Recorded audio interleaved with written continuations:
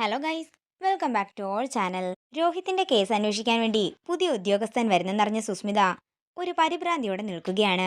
ഇനിയും എന്തെങ്കിലും ചെയ്തില്ലെങ്കിൽ തന്റെ ജീവിതം സെൻട്രൽ ജയിലിലായിരിക്കുമെന്ന് സുസ്മിതയ്ക്ക് നന്നായി തന്നെ അറിയാം. എന്താണെങ്കിലും രോഹിത് തിരിച്ചു വരുമോ ഇല്ലയോ എന്നൊന്നും അറിയില്ല. വരാനുള്ള സാധ്യത ഇല്ലതാനും. അതുകൊണ്ട് തന്നെ പ്രീതി ഇനി ജീവനോടെ വെക്കുന്നത് അപകടമാണ്. അത് പറഞ്ഞ് സുസ്മിത കറണ്ട് പോകുന്ന സമയത്ത് ഒരു മെഴുകുതിരിയുമായിട്ട് പ്രീതിയുടെ മുറിയിലേക്ക് ചെല്ലുകയാണ്.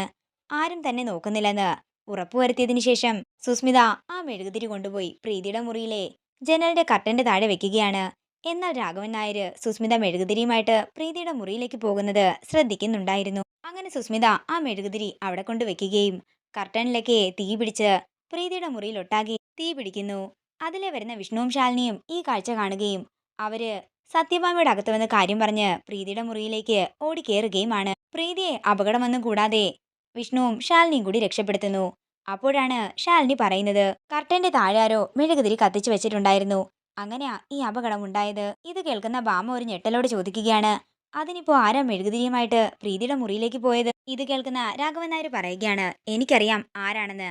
ഈ സുസ്മിതയാണ് പ്രീതിയുടെ മുറിയിലേക്ക് മെഴുകുതിരിയുമായിട്ട് പോയത്. ഇത് കേൾക്കുന്ന ഭാമ ഒരു ഞെട്ടലോടെ സുസ്മിതയോട് ചോദിക്കുകയാണ്, നീയാണോ പ്രീതിയുടെ മുറിയിലേക്ക് മെഴുകുതിരിയുമായിട്ട് പോയത്? അതെ ആന്റി, ഞാനാണെന്ന് സുസ്മിത പറയുമ്പോ സുസ്മിതയുടെ മുഖമടക്കി ഒന്ന് കൊടുക്കുകയാണ് ഭാമ. ഒരു ഞെട്ടലോടെ സുസ്മിത ഭാമയെ നോക്കുന്നു. ഇത് കണ്ട് സന്തോഷത്തോടെ നിൽക്കുകയാണ് വിഷ്ണുവും ശാലിനിയും മറ്റുള്ള. അങ്ങനെ സുസ്മിതയുടെ ദിവസങ്ങൾ എണ്ണപ്പെട്ട് തുടങ്ങിയിരിക്കുന്നു. വീഡിയോ ഇഷ്ടമായെങ്കിൽ മറക്കാതെ ലൈക്ക് ചെയ്യുക, ഷെയർ ചെയ്യുക, കമന്റ് ചെയ്യുക. കൂടുതൽ സീരിയൽ അപ്ഡേറ്റ്സിനായി മറക്കാതെ സബ്സ്ക്രൈബ് ചെയ്യുക നയൻസ് ക്രിയേഷൻസ്.